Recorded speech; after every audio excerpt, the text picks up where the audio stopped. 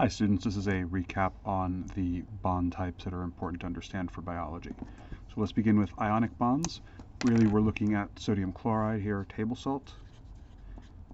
The fundamental important thing to remember is that we have these shells, these valence shells, and in the first orbital, or the first shell, 2 electrons can be occupied, 8 electrons in the second orbital, and 8 electrons in the third orbital.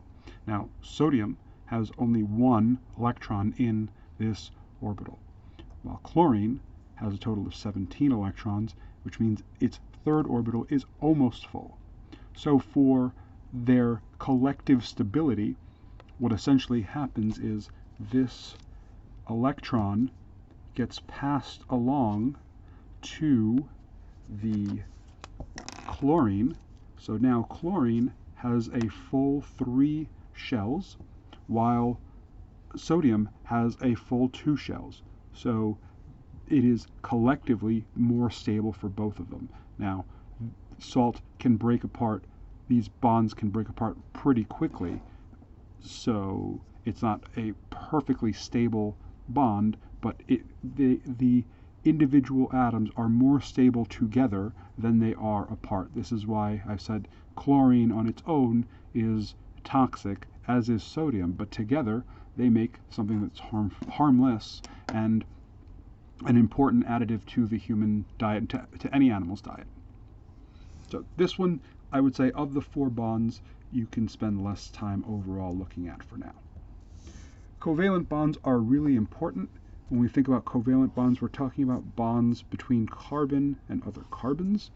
These are equivalent strength. You can think of this as in a tug-of-war game, the carbon is of equal strength with the other carbon, and they're able to share the electrons equally with one another.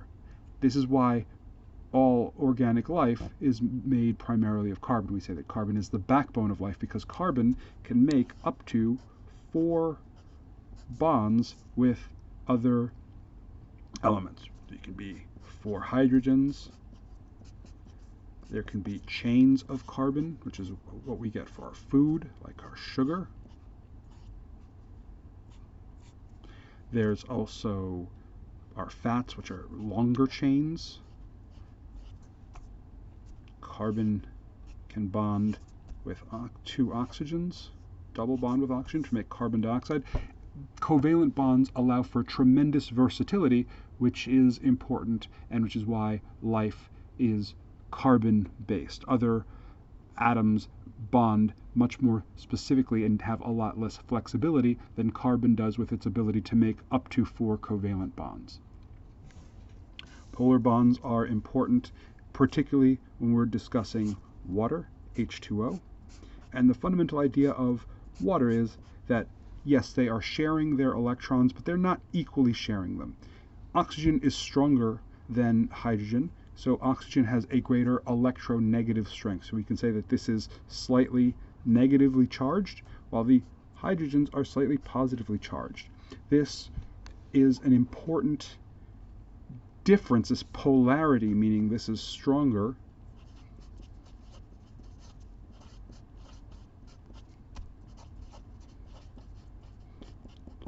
and it is seeking out more electrons from other sources. This is why water will constantly make weak attractive forces with other water molecules.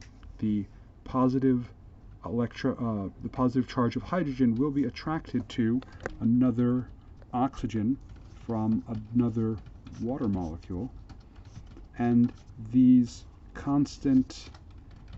that constant electrochemical attraction between water molecules is why water will condense and evaporate in a continuous cycle.